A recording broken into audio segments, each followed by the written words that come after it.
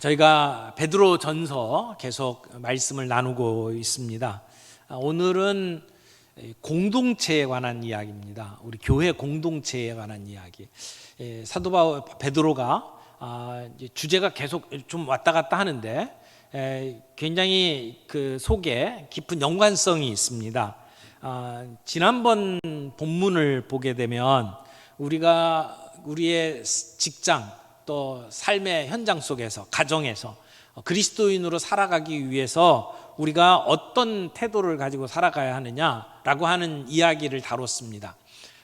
골방에서 기도하면서 또는 예배하면서 우리가 그리스도인으로 살아가는 것뿐만 아니라 우리는 우리가 살아가는 삶의 현장, 우리의 시장 바닥에서 또 우리의 직장에서 우리는 그리스도인의 모습을 보여줘야 한다라고 말씀을 드렸어요. 그러려면 어떤 태도가 필요합니까? 예수님과 같은 마음으로 무장해야 된다. 그리고 내 인생에 남은 때가 얼마인지를 계산하면서 살아야 한다. 그냥 수도꼭지 들면 물이 쏟아지는 것처럼 시간이 계속 남아도는 게 아니고 우리의 시간은 정해져 있다. 그렇게 말씀을 드렸죠. 그래서 남은 우리의 시간이 얼마인지를 살피면서 그 시간을 의미 있게 살아가는 게 필요하다라고 말씀을 드렸어요. 그래서 우리의 남은 때 우리가 어떻게 살아가야 될 거냐? 우리가 예전에 하나님을 모르고 살던 때 우리의 육정을 따라 살던 그런 모습으로 돌아가면 안 되겠다. 우리가 마지막 때 주님 앞에 심판받을 그때를 생각을 하면 우리는 그렇게 살아서는 안 된다. 주님이 주시는 그 상을 바라보면서 우리의 남은 시간을 의미 있게 살아야겠다라고 하는 메시지가 지난번에 본문의 말씀입니다. 오늘은 그러면 이렇게 살려고 할 때 우리 교회 안에서 우리는 어떻게 살아야 되느냐라고 하는 말씀을 하는 거예요. 교회 안에서 우리는 어떤 훈련을 받아야 되고 어떤 준비를 하고 어떻게 살아야 되는지 오늘 본문 말씀을 통해서 저희들이 함께 살펴보기를 원합니다. 7절 보겠습니다. 7절 만물의 마지막이 가까웠으니 그러므로 너희는 정신을 차리고 근신하여 기도하라. 여기 만물의 마지막이 가까웠다. 주님이 재림하시는 날, 심판하시는 날, 그리고 우리에게 상 주시는 날, 이게 마지막 날이라고 이야기를 할 수 있잖아요. 만물의 마지막이 가까웠다. 그러므로 이렇게 해야 된다. 그래서 이 뒤에 나오는 모든 명령은 말세를 살아가는 그리스도인들에게 주시는 그러한 말씀이라고 말할 수 있을 겁니다. 만물의 마지막 때, 이것은 예수님이 이 땅에 오실 때부터 주셨던 말씀이에요. 마가복음 1장 15절 말씀에 예수님께서 이렇게 말씀하셨죠. 이르시되 때가 찼고 하나님의 나라가 가까이 왔으니 회개하고 복음을 믿으라 하시더라. 예수님이 이 땅에 사시는 동안에 주셨던 가장 중요한 메시지가 바로 이거예요. 하나님의 나라가 가까이 왔다. 그러므로 회개하고 복음을 믿어라. 여기 하나님의 나라가 가까이 왔다라고 선언하셨죠. 그래서 우리는 오늘 하나님의 나라가 이 땅에 임한 것을 우리의 눈으로 보고 있어요. 그런데 뿐만 아니라 주님은 다시 오신다고 말씀을 하셨잖아요. 주님이 다시 오셔서 그 하나님의 나라를 완성하신다고 말씀을 하셨어요. 그래서 오늘 우리가 살아가는 이 시대는 이 땅에 오셔서 하나님의 나라가 시작됐고 언젠가 다시 오셔서 하나님의 나라를 완성하실 그 사이를 살아가는 거예요. 그것이 성경에서 말하는 말세, 그것이 마지막 때라고 말을 하는 겁니다. 성경은 시작과 끝을 얘기해요. 역사의 시작이 있고 역사의 끝이 있어요. 하나님의 나라를 시작하셨고 하나님의 나라를 완성하셔요. 예수님은 알파와 오메가라고 말씀을 하셨습니다. 모든 것의 시작이 예수님, 모든 것의 마지막이 예수님. 예수님은 시작하셨고 그리고 마무리 짓는 분입니다.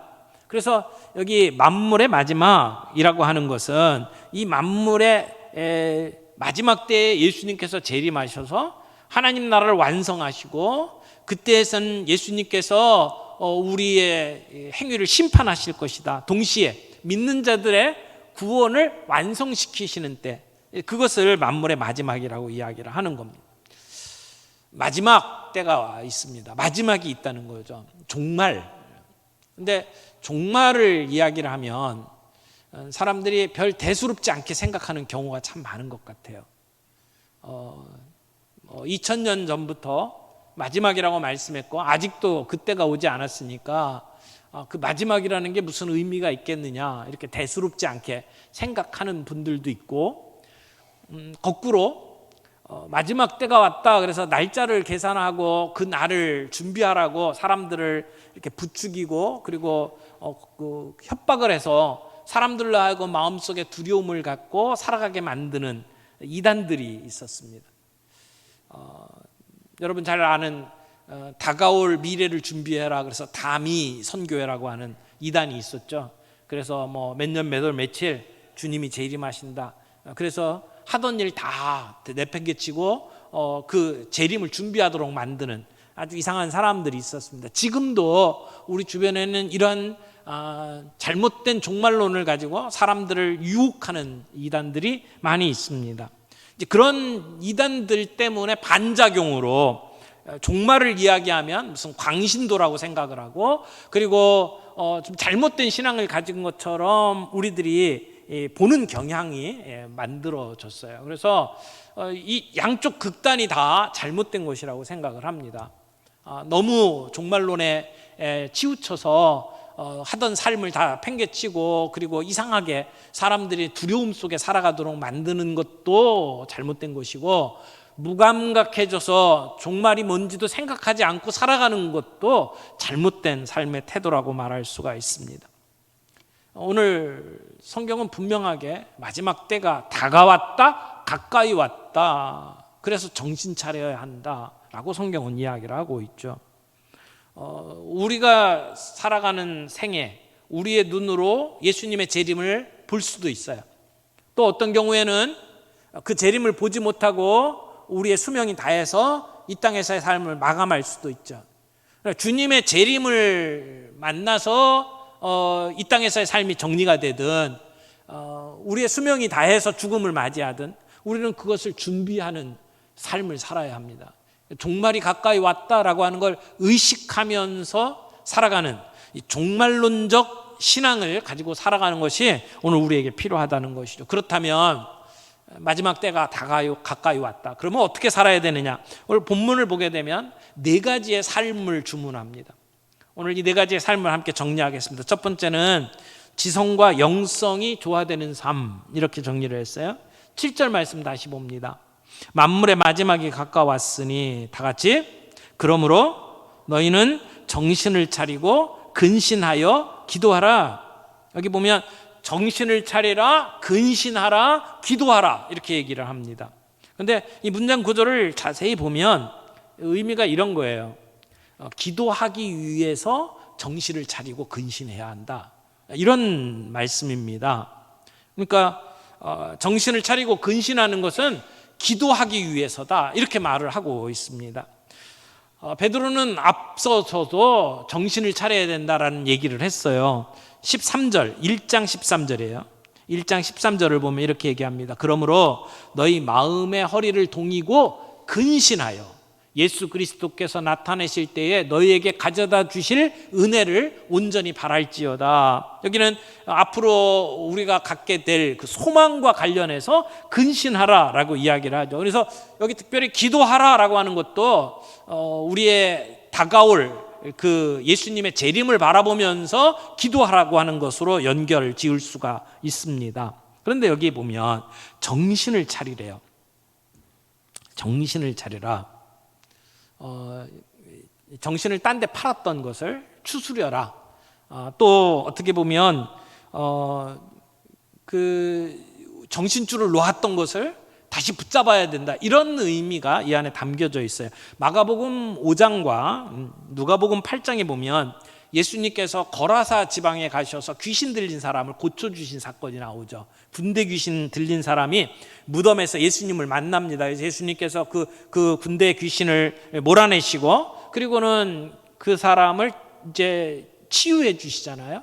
그때 마가복음 5장 15절에 보면 이렇게 얘기했어요. 귀신 들렸던 자, 곧 군대 귀신 집혔던 자가 옷을 입고 정신이 온전하여 앉은 것을 보고 두려워하더라.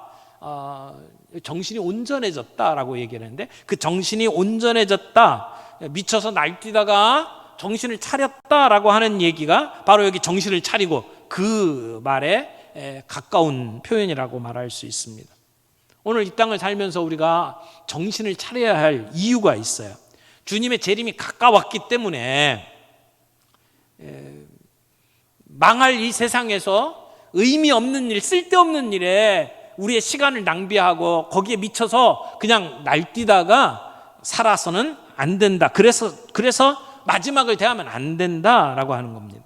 또 잘못된 이단의 가르침, 거짓 선지자들의 가르침을 따라서 우리가 현실을 살아가는 걸 다 내팽개치고 그리고 종말을 준비하겠다고 이상한 그러한 광신도로 바뀌는 것도 금하는 말씀입니다. 여기서 정신을 차리고 근신하라. 근신하라고 하는 건 깨어있는 것을 얘기를 합니다.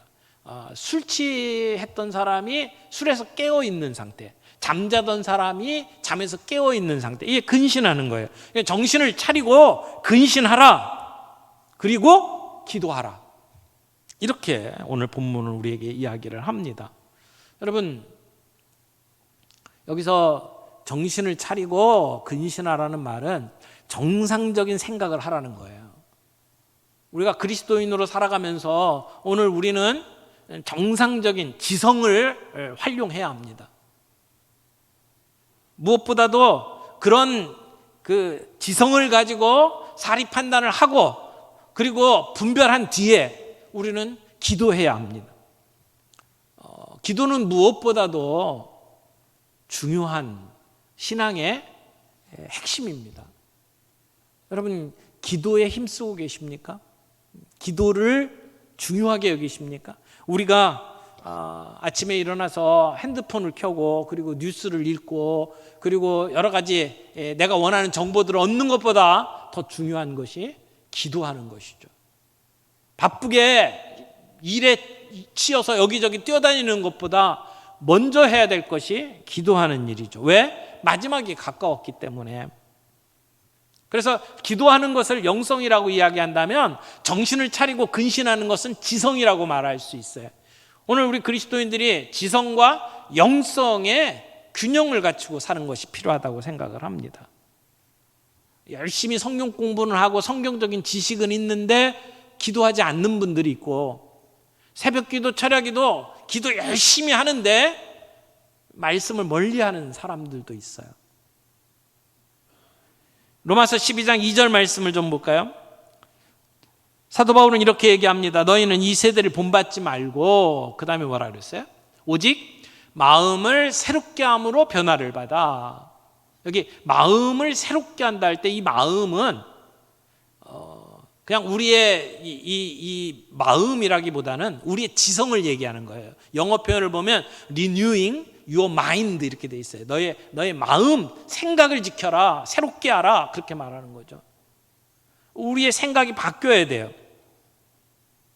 여기 이 세대를 본받지 말고 그랬는데, 이 세대를 본받지 말라고 하는 것을 영어 성경에는 이 세상의 패턴을 따라가지 말고 그렇게 돼 있어요. 패턴이 있대요. 세상에 시스템이 있다는 거예요. 세상이 움직여지는 시스템이 있어요. 근데 내가 생각을 바꾸지 않으면 세상 따라서 살 수밖에 없다는 거죠. 우리가 구원받았다라고 하는 것은 우리의 생각이 바뀌는 것까지 포함이 돼요. 내가 구원받아서 천국 간다, 그런 정도의 의미가 아니고 하나님께서 내 마음을 새롭게 하심으로 말미암아 세상을 보는 우리의 눈이 바뀌는 거예요. 그래서 세상의 시스템대로 살아가지 아니하고 하나님의 뜻을 붙잡고 살아가는 것이 구원받은 자의 삶이라는 겁니다.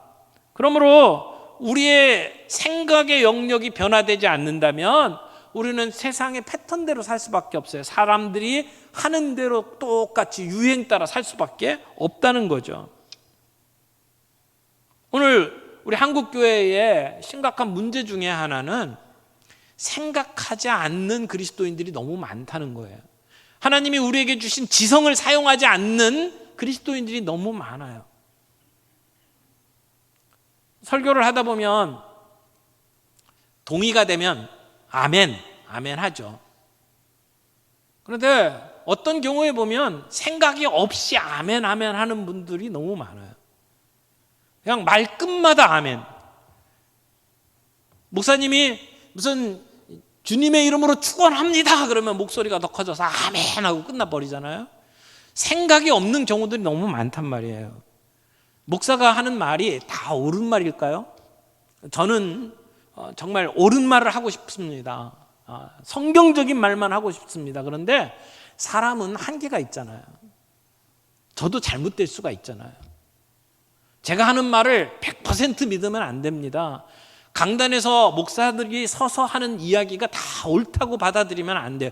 여러분들이 말씀 앞에 서서 그 말씀이 정말 그러한가 하여 상고하고 판단하셔야 돼요. 저희 교회에서 제자훈련 하면서 귀납적 큐티를 강조하는 이유가 그겁니다. 여러분, 제자훈련을 할 때에 지도자가 혼자서 강의하지 않습니다. 질문을 던지고 생각하도록 도와줍니다. 생각하라는 거거든요. 내 생각을 이야기하고 의견을 이야기하고, 그래서 함께 성경 말씀을 통해서 하나님의 뜻이 무엇인가를 찾아가는 과정을 거쳐요. 그래서 제자훈련의 가장 중요한 장점이 뭐냐면 생각할 수 있는 그리스도인으로 돕는 겁니다. 큐티도 마찬가지예요. 내가 직접 성경을 읽는 거예요. 그래서 그 안에서 하나님의 뜻이 무엇인지를 발견해 나가는 능력을 갖추는 것, 그게 귀납적 큐티거든요. 여러분, 큐티 쉽지 않죠. 피곤하죠. 누군가 얘기해 주는 거 그냥 듣는 게 편하잖아요. 그러나 저는 여러분에게 권합니다. 큐티를 하셔야 됩니다. 생각을 스스로 하셔야 돼요.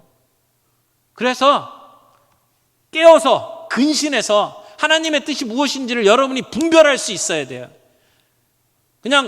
그냥 지도자라고 하는 사람들이 이렇게 저렇게 얘기하면 넋놓고 아멘하고 따라갈 일이 아니란 말이에요. 지성을 사용하라고 주님이 우리에게 지성을 주셨잖아요. 그러면 여러분 개발하셔야 돼요. 나라에 문제가 있어요? 우리 직장에 문제가 있어요? 여러분들이 판단하셔야 돼요. 그리고 그 문제를 가지고 하나님 앞에 기도하셔야 돼요. 주님이 주신 지성을 가지고 하나님의 뜻을 붙잡고 그것을 위해서 기도하는 자리까지 나아가는 것, 그래서 지성과 영성이 균형을 갖추는 삶을 살아가는 것, 이것이 오늘 말세를 살아가는 우리들에게 꼭 필요한 삶의 모습이라는 것입니다. 예수 믿고 기도하는 자리가 그저 복달라고 비는 소위 구복신앙에 머물러 있는 수준이 아니라 이슈마다, 우리의 삶의 문제마다 우리가 분별할 수 있어야 돼요. 모르면 공부하셔야 돼요. 공부하고 연구하고 분별하고, 그리고 그 문제를 가지고 주님 앞에 나아가 기도로 내어놓는 그 자리까지 나아갈 수 있는 저와 여러분들이 되시기를 바랍니다. 두 번째 본문에서 요구하는 삶은 뜨겁게 서로 사랑하는 삶이에요. 8절 말씀 보겠습니다. 8절 다 같이 읽겠습니다. 무엇보다도 뜨겁게 서로 사랑할지니 사랑은 허다한 죄를 덮느니라. 아멘. 여기 뜨겁게 사랑하래요. 여기 뜨겁게 사랑하는 것, 이게 기독교의 본질이에요. 우리 교회를 나타내는 가장 중요한 모토가 있다면 하나님은 사랑이시다라고 하는 것이죠. 우리가 하나님을 사랑하는 것과 더불어 우리는 그 사랑을 사람들을 사랑하는 것으로 나타내야 합니다. 하나님 사랑이 있다면 그 하나님의 사랑은 내 이웃과 내 주변에 있는 사람들을 사랑하는 것으로 확인되어야 합니다. 그래서 뜨겁게 사랑하라고 이야기를 해요. 여기 보니까 무엇보다도라고 얘기를 해요. 말세에는 무엇보다도 형제 사랑이 중요하다라고 이야기를 하는 거죠. 왜 마지막에 가까웠을 때는 사랑이 중요합니까? 마지막에는 사랑이 없어지기 때문에. 예수님께서도 마태복음 24장 10절에서 12절을 보게 되면 이렇게 예언을 하셨어요. 그때에, 마지막 때에 많은 사람이 실족하게 되어 서로 잡아주고 서로 미워하겠으며 거짓 선지자가 많이 일어나 많은 사람을 미혹하겠으며, 12절 다 같이 읽습니다. 불법이 성함으로 많은 사람의 사랑이 식어지리라. 사랑이 식어진대요. 뜨거웠던 사랑이 없어진대요. 사랑이 얼어붙는대요. 이런 마지막 때에 우리에게 필요한 게 뭐냐? 뜨겁게 사랑하는 것이 필요하다는 것입니다. 여기 열심히 뜨겁게라고 하는 표현을 썼는데 힘을 다해서 그런 뜻이에요. 힘을 다해서. 이 경마를 하게 되면 말이 막 힘있게 뛰어가는 모습을 보잖아요. 이렇게 말의 근육이 이렇게 힘을 가지고 뛰어가는 모습을 표현하는 말이 뜨겁게라는 말이에요. 요즘 쉬운 말로 젖먹던 힘까지 다 해서 그런 뜻이 여기 뜨겁게라는 말입니다. 근데 우리가 말세에 뜨겁게 사랑해야 된대요. 그저 내 감정으로 올라올 때 사랑하는 그 정도 가지고는 말세에 사랑을 할 수가 없다는 이야기입니다. 우리가 감정이 올라올 때까지 기다렸다가 사랑 못한다는 얘기입니다. 여기는 희생하는 사랑, 내 것을 내어주는 사랑, 의지적인 사랑을 이야기를 하는 거죠. 오늘 이 말세에 우리에게는 이 뜨거운 사랑이 필요하다는 겁니다. 여러분, 주님이 우리를 교회 공동체로 부르셨어요. 교회야말로, 우리 공동체야말로 사랑을 연습할 수 있는 곳이에요. 여기서 사랑을 훈련받아야 합니다. 그래야 세상 속에 나가서도 우리는 뜨거운 사랑을 할 수가 있어요. 주님이 우리를 묶어주셨잖아요. 순모임을 통해서, 제자훈련을 통해서, 또는 우리 찬양대, 또는 우리 비전빌리지, 이 모든 사역들을 통해서 하나님이 우리를 묶어주셨잖아요. 그 안에서 우리는 뜨겁게 사랑해야 됩니다. 그런데 사랑하는 이유가 있어요. 본문 말씀에 뭐라고 이야기를 합니까? 사랑은 허다한 죄를 덮느니라. 여기 사랑이 허다한 죄를 덮는데요. 이것은 잠언 말씀을 그대로 인용을 한 말씀이에요. 잠언 10장 12절 말씀을 좀 보겠습니다. 이렇게 얘기합니다. 미움은 다툼을 일으켜도 사랑은 모든 허물을 가리느니라. 가린다, 덮는다 이렇게 표현을 하고 있죠. 죄를 덮는다, 가린다. 근데 이 가린다라는 표현을 그 앞부분에서 베드로가 똑같은 단어를 썼는데요. 2장 16절에 이렇게 썼습니다. 너희는 자유가 있으나 그 자유로 악을 가리는 데 쓰지 말고, 여기 가린다는 표현이 있죠. 악을 가리는 데 쓰지 말고 오직 하나님의 종과 같이 하라. 주님이 우리에게 자유를 주셨대요. 근데 그 자유를 뭐 하는 데 쓰지 말고 우리의 죄를 가리는 것으로 쓰지 말고 대신 오늘 여기서는 뭐라고 얘기합니까? 사랑으로 허물을 덮어라.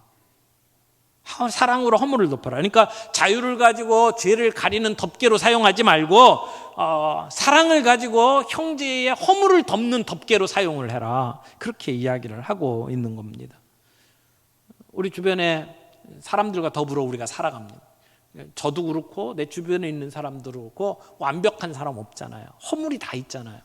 근데 그 허물이 드러날 때에 너는 이게 문제야 라고 지적하지 말고 그 허물을 덮으라고 이야기를 합니다. 덮어주래요. 그가 성장할 때까지, 그가 깨우칠 때까지, 그가 건강해질 때까지 기다려주라고 이야기를 합니다. 우리가 자녀를 키울 때 자녀가 아직 지적으로 육체적으로 완성이 안 됐잖아요. 잘하고 있잖아요. 그래서 부모님들이 기다려주잖아요. 그런 것처럼 영적으로 우리가 함께 관계를 맺고 살아갈 때에 저 사람은 저게 문제야, 나 저 사람하고 순모임 하기 싫어, 이렇게 이야기하지 말고 덮어주라고 이야기를 하는 겁니다. 덮어주라고. 이것이 성경에서 말하고 있는 용서의 원리잖아요. 우리가 주기도문 이야기할 때 우리가 우리에게 죄 지은 자를 사하여 준 것 같이 우리 죄를 사하여 주옵소서, 우리 그렇게 기도하잖아요. 가만히 생각해 보세요. 우리가 다른 사람들의 죄를 용서해 준 것처럼 주님 우리의 죄를 용서해 주옵소서 그렇게 기도하잖아요. 그 얘기는 내가 용서 안 했으면 하나님 나 용서 안 해줘도 됩니다, 그런 얘기예요. 사실은 굉장히 무서운 기도입니다. 그래서 마태복음에 보면 너희가 각각 중심으로 형제를 용서하지 아니하면 내 천부께서도, 하나님 아버지께서도 너희에게 이와 같이 하리라 말씀하셨어요. 용서해야 된다는 말씀이잖아요. 얼마까지 용서해야 된다고요? 70번씩 7번이라도 용서하라고 이야기를 하십니다. 오늘 우리의 삶 속에 이렇게 이웃을 사랑하고 허물을 덮고 그러면서 뜨겁게 사랑하는 것이 오늘 이 시대를 살아가는 우리들의 삶이 되어야 한다라고 이야기를 하는 거죠. 세 번째, 불평 없이 환대하는 삶을 살아야 된다라고 이야기를 합니다. 지금 만물의 마지막 때가 가까웠으니까 정신을 차리고 근신해서 기도해라. 두 번째는 무엇보다 뜨겁게 사랑해야 된다. 사랑은 허다한 죄를 덮는다. 세 번째 9절입니다. 9절 다 같이 읽겠습니다. 서로 대접하기를 원망 없이 하고, 서로 대접하기를 원망 없이 하고, 원망 없이, 다른 말로 불평 없이 서로 대접하십시오 라고 하는 거죠. 여기 원망이라고 하는 말은 궁시렁대는 걸 얘기해요. 뒤에서 이렇게 투덜투덜 대는 걸 얘기하죠. 하긴 하는데 뒤에 군말이 붙어 있는 것을 이야기를 합니다. 그러니까 서로 대접하되 기꺼이 하라는 거예요. 아까워하지 말고 하라는 겁니다. 근데 여기 서로 대접하라라고 하는 말이 좀 이렇게 의미가 조금 약간 축소되어 있는 의미라고 생각을 해요. 좀 더 넓게 생각을 하면 이 말을 이렇게 표현할 수 있어요. 환대하라, 환대. 영어 표현으로 hospitality라고 표현이 되어 있는데, 환대. 사람들을 기꺼이 이렇게 맞이하고 따뜻하게 대하고, 그리고 음식을 대접하고 그렇게 섬기는 것을 환대라고 이야기를 합니다. 성경에는 환대의 이야기로 가득 차 있습니다. 하나님은 우리를 환대해 주시는 하나님, 환대의 하나님이시죠. 우리가 죄지었음에도 불구하고, 자격이 없음에도 불구하고 우리를 기꺼이 맞아주시고 우리를 구원해 주시는 하나님, 환대의 하나님이잖아요. 아브라함이 부지 중에 천사 셋을 이렇게 맞이하고 그들을 대접했어요. 그들에게 했던 말이 있죠. 창세기 18장 5절에 보면 이렇게 얘기합니다. 내가 떡을 조금 가져오리니 당신들의 마음을 상쾌하게 하신 후에 지나가소서. 당신들이 종에게 오셨음이니이다. 여기 보면 당신의 마음을 상쾌하게 하신 후에 지나가소서. 지금 사막길을 터벅터벅 걸으면서 먼지를 뒤집어 쓰고 정말 땡볕 속에 피곤한 가운데 지나가던 그 손님들을 모셨어요. 그리고 여기서 떡을 준비했으니까 먹고, 발을 씻을 수 있는 물을 준비했으니까 발을 씻고, 그래서 상쾌하게 하신 후에 떠나가소서. 여러분, 우리가 만나는 사람들이 나로 인해서 상쾌해질 수 있기를 바랍니다. 나랑 만났을 때 그 만남으로 인해서 마음이 상쾌해진 후에 떠나갈 수 있기를 바랍니다. 우리 교회에 와서 함께 신앙생활하고 함께 순모임 하면서 참여할 때마다 마음에 상쾌함을 얻을 수 있기를 바랍니다. 히브리서 13장 1절 2절에 이렇게 이야기하죠. 형제 사랑하기를 계속하고 손님 대접하기를 잊지 말라. 이로써 부지 중에 천사들을 대접한 이들이 있었느니라. 그러니까 손님 대접하기를, 여기에서 말하는 게 환대예요. 환대. 환대하라는 거죠. 환대가 뭐냐면 우리 안에 낯선 사람들, 낯선 사람이라고 하는 건 이방인들 또는 외국인들만 얘기하는 게 아니라 아직 우리 안에 제대로 끼지 못하는 사람들, 연약한 사람들, 뭔가 우리하고 좀 이질적인 요소가 있는 사람들을 환대하라는 이야기입니다. 그들을 보살펴주고 그들이 자리를 잡을 수 있도록 마음을 쏟아주라는 이야기입니다. 이게 사랑이죠. 뜨겁게 사랑하라고 하는 것의 아주 구체적인 표현이 낯선 사람들, 아직 이질적인 요소를 갖고 있는 사람들, 아직 연약하고 부족한 사람들을 끌어안고 그들에게 마음을 주고 따뜻하게 대하라고 이야기를 합니다. 그러면서 뭐라고 이야기해요? 불평 없이 하라는 겁니다. 불평 없이. 우리가 교회 안에 있다 보면 서로의 삶에 대해서, 서로가 하는 일에 대해서 불평을 할 때가 많이 있어요. 왜 저렇게 하냐? 나는 저 사람과 같이 못하겠다. 저걸 그냥 가만히 두면 되겠느냐? 이렇게 이야기를 하는 경우들이 많아요. 여러분, 우리가 서로 대접하는 삶, 환대하는 삶을 살되 불평하지 말라는 겁니다. 우리가 소그룹으로 모이면, 순모임을 하다 보면 종종 배타적인 경우들이 있어요. 우리끼리 모여서 같이 이렇게 너무 좋은데 새로운 사람 들어오면 그 사람한테 맞춰줘야 되고 신경 써야 되니까 불편하니까, 목사님 우리 순모임에는 다른 사람 안 끼게 좀 해주세요.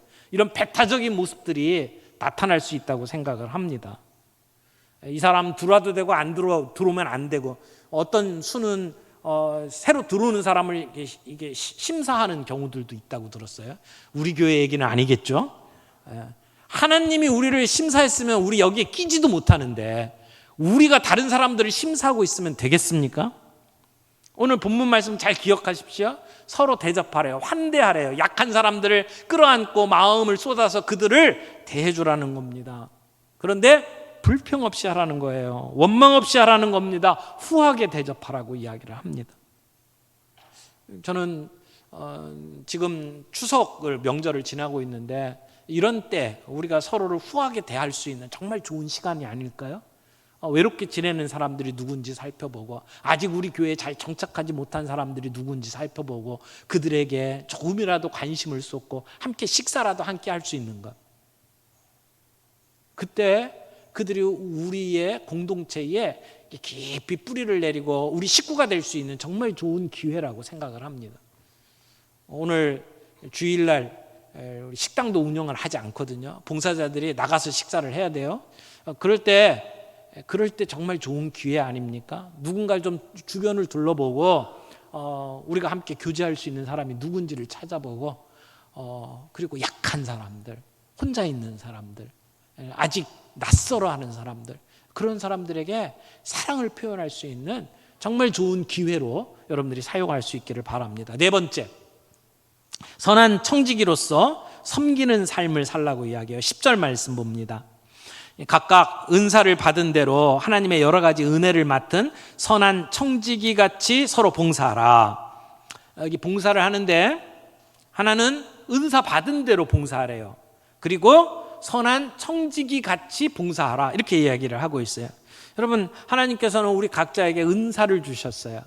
은사는 몸된 교회를 교회답게 하기 위해서, 오늘도 예수님이 이 땅에서 일하시기 위해서 우리 성도들에게 각자에게 주신 선물이에요. 스피리추얼 기프트라고 표현하죠. 은사예요. 선물이에요. 내가 원해서 이렇게 땡깡 써서 받는 게 아니고 하나님이 우리에게 주신 거예요. 그걸 하면 다른 사람보다 내가 더 쉬워요. 그걸 하면 좋은 열매가 나타나요. 그런 은사들이 있어요. 사람마다 달라요. 그 은사에 따라서 일하라는 거죠. 은사에 맞지 않은 일을 하면 피곤해요. 힘들어요. 제가 앞에서 기타 들고 이렇게 찬양 인도를 하면 어떻게 될까요? 아마 은혜가 있을 거예요. 그렇죠? 근데 저는요, 찬양을 하다 보면 박자가 잘 안 맞아요. 너무너무 신경 쓰여요. 그 앞에 나가서 찬양 인도를 하면 식은땀을 흘려요. 땀 뻘뻘 흘리면서 찬양 인도를 해요. 안 해본 게 아니거든요. 할 수는 있어요. 근데 식은땀이 나요. 힘들어요. 그리고 그 찬양 인도를 받는 여러분들은 굉장히 괴로우실 수도 있어요. 은사에 따라서 일하지 않으면 이런 현상이 나타난다는 거죠. 그래서 잘하는 것, 내가 하면 열매가 있는 것이 무엇인지를 찾으라는 거예요. 그것을 따라서 봉사하라는 거죠. 내가 목사니까, 내가 장로니까, 내가 권사니까 직분 따라 일하는 게 아니고 은사 따라 일하는 거예요. 그럴 때 기쁨이 있어요. 그때 열매가 있잖아요. 그런데 그렇게 은사에 따라서 봉사하는데 어떻게 하라고요? 선한 청지기 같이 봉사하래요. 청지기가 뭐예요? 청지기는 내게 아니에요. 주인이 아니에요. 나에게 맡겨주신 일을 돌보는 사람이 청지기예요. 그러면 내가 은사가 있어서 무슨 일을 하면 내가 잘나서 하는 게 아니란 말이에요. 내가 능력이 있어서 하는 게 아니라는 거예요. 하나님이 내게 어떤 은사를 주셨어요. 그러면 내가 똑똑하고 잘나서 하는 것처럼 하지 말라는 거예요. 다른 말로 이야기하면 교만하게 사역하지 말아라 하는 얘기예요. 그래서 그 다음에 나오는 말씀 볼까요? 뭐라고 돼 있나요? 여러분, 여기 무슨 말을 하려거든 어떻게 하라고요? 하나님이 주신 말로 하라고요. 내가 봉사를 하던 힘을 가지고 봉사를 할 때도 내 힘 갖고 하는 게 아니라 하나님이 주신 힘을 가지고 하는 것처럼 하래요. 그게 청지기 의식이라는 거죠. 여러분, 겸손하게 섬겨야 합니다.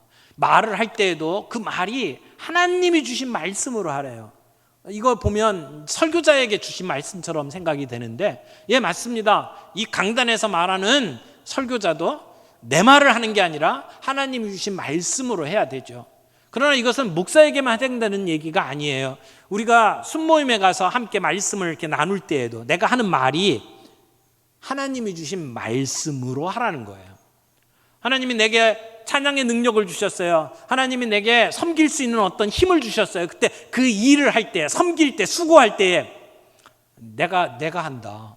나니까 하지. 그래서 내 영광을 위해서 일하지 말라는 거예요. 뽐내면서 사역하지 말라는 거예요. 그러면 다툼이 생겨요. 그럼 이 모든 사역의 결론이 뭡니까? 오늘 11절 뒷부분에 보세요. 이는 범사에 예수 그리스도로 말미암아 하나님이 영광을 받으시게 하려 함이니 그에게 영광과 권능이 세세에 무궁하도록 있느니라. 아멘. 여기 하나님의 영광을 이야기를 해요. 여러분, 이렇게 할 때 하나님의 영광이 나타난다고요. 내 것으로 하는 것이 아니라 하나님이 주신 것으로 하면, 그렇게 겸손하게 사역을 할 때에 하나님의 영광이 나타난다고요. 하나님께 영광을 돌릴 수 있다는 것이죠. 하나님 영광을 올려드리는 방법, 그것이 뭡니까? 그것이 겸손하게 은사에 따라서 사역하는 것입니다. 내가 했다, 나를 드러내는 사역이 아니라 하나님이 하신다, 하나님께 영광을 돌리는 사역을 하라는 것이죠. 여러분, 지금 이야기들을 가만히 살펴보세요. 지금 4가지 삶을 이야기를 했거든요. 이러한 삶을 살아가게 되면 우리들의 삶을 통해서 하나님이 보이기 시작을 해요. 에디 셰퍼라고 하는 분이 계신데, 프란시스 셰퍼의 아내예요. 근데 에디 셰퍼가 이런 얘기를 했어요. 당신의 생애가 하나님이 살아계시다는 것을 보여주는 박물관이 되게 하라. 우리가 살아가는 삶의 모습을 보면서 세상 사람들이 하나님 살아계실 수도 있겠는데, 이런 생각을 하도록 만들라는 거예요. 우리의 삶을 통해서 하나님의 살아계심을 이렇게 보여주는 인생이 되라라고 이야기를 합니다. 우리가 그렇게 살아갈 때, 우리가 정말 근신하여 깨어서 그래서 기도하는 모습을 보여줄 때, 우리가 서로를 뜨겁게 사랑하는 삶을 보여줄 때에, 그리고 불평 없이 서로를 대접하고 환대하는 삶을 살 때, 내게 주신 은사에 따라서 공동체를 섬기는 삶을 살아갈 때에, 그때 우리를 통해서 하나님의 살아계심이 드러나게 되고, 그게 하나님께 영광을 돌리는 일이 된다라고 이야기를 하는 겁니다. 사랑하는 형제자매 여러분, 만물의 마지막이 가까웠습니다. 얼마 남지 않았다는 얘기입니다. 우리의 남은 시간이 얼마인지 헤아려 보고, 그리고 근신하여 각성하여 깨어서 세상을 제대로 분별하고, 그리고 그것을 놓고 기도할 수 있는 저와 여러분들이 되기를 바랍니다. 무엇보다도 뜨겁게 사랑할 수 있기를 바랍니다. 허다한 죄를 덮어주며 서로를 사랑하는 공동체가 되기를 원합니다. 그리고 연약한 지체들, 아직 정착하지 못한 지체들, 낯선 지체들을 끌어안고 그들을 섬길 수 있는 그런 환대의 공동체가 되기를 바랍니다. 하나님이 내게 주신 은사가 무엇인지를 생각하고, 그것이 어떤 재능이든지, 그것이 물질이든지, 그것이 시간이든지 관계없이 그걸 주님이 주신 것처럼 생각하고 겸손하게 우리 공동체의 지체들을 섬길 수 있기를 바랍니다. 이럴 때 우리의 삶을 보면서 사람들은 하나님을 보게 될 겁니다. 하나님 살아계시는구나. 그리고 하나님께 영광을 올려드리게 될 겁니다. 우리 모두가 그런 삶이 되기를 원합니다. 그렇게 주님 앞에 쓰임받는 우리 인생이 되기를 바랍니다.